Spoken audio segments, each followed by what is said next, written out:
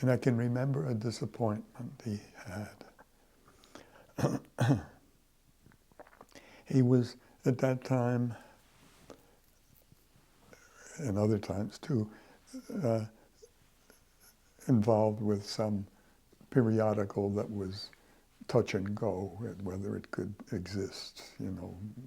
And these periodicals would come and go, and they had at most a living for one guy, the editor, and, you know, that's it.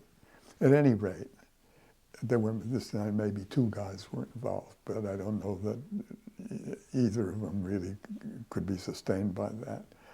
But I remember when he and the other editor or the other guy were sitting around, he did see me in the corner, and he said, "Look, wait, look." And he said, "I'm going to read you a story and tell me whether you like it or not." And so he read me this little piece. And it's about a guy who shows up at this house, and he's sweating and is bareheaded, and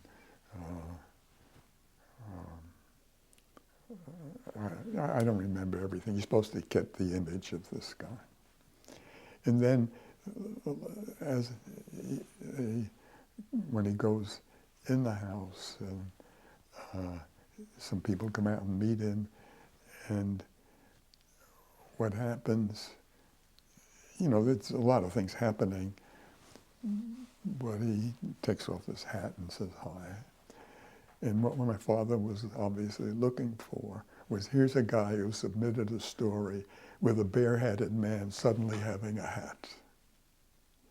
And he was going to say, you know, how could somebody send in a story like that? My kid's going to pick up on that. And he didn't.